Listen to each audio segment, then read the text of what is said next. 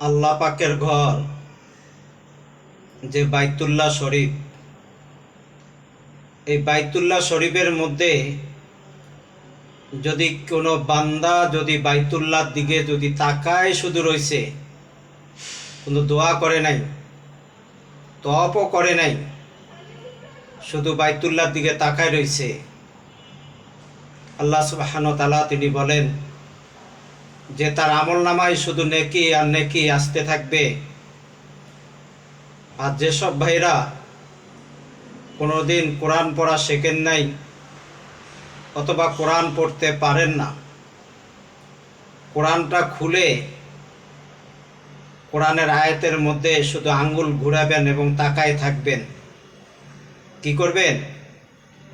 শুধু তাকায় থাকবেন, সেখানে শুধু আপনি নেকি আর নেকি পাবেন, কোরআন শরীফ পড়ার সব পাবেন। আল্লাহ তাআলা ওই ব্যক্তিকে কোরআন তেলাওয়াতের সব তার আমলনামায় দান করবে। কিন্তু আজকে আমরা দুনিয়াতে আমরা কিছু কিছু মানুষ আছি যে আমরা কোরআন পড়তে পারি না দেখে আমরা কোরআনকে বুকে জড়ায় ধরি না, কোরআনকে আমরা মহব্বত করি না, কোরআনকে আমরা ভালোবাসি না। তাহলে কোরআনের নেকি কি আমরা পাবো ভাই? কোরআনের সাথে কি আমাদের ভালোবাসা সম্পর্ক হবে? যদি কোরআনে পাকের সাথে যদি ভালোবাসার সম্পর্ক যদি আমাদেরকে তৈরি করতে হয়, পবিত্র কোরআনে পাকের দিকে তাকায় থাকবেন। আপনি পড়তে পারেন না, তাতে কি হয়েছে?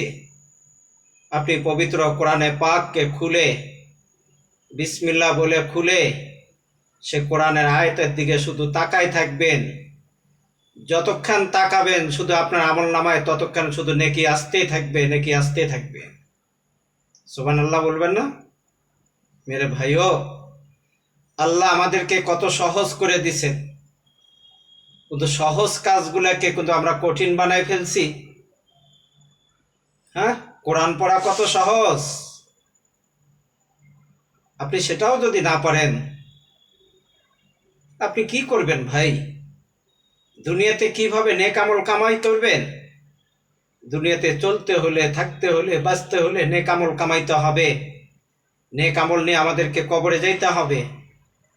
তাইলে তো আমরা সবচেয়ে বড় যে আমরা লাভবান হইতে পারবো, আমরা সফল হইতে পারবো। আল্লাহ রব্বুল আলামিন যে কথাগুলো বললাম এই কথাগুলোর উপরে আমল করা তৌফিক দান করুক। আর যদি ভাই ভিডিওটা ভালো লাগে অবশ্যই লাইক, কমেন্ট, শেয়ার, ফলো করে দিবেন, আপনার বন্ধুদের মাঝে দেখার সুযোগ করে দেবেন ইনশাআল্লাহ।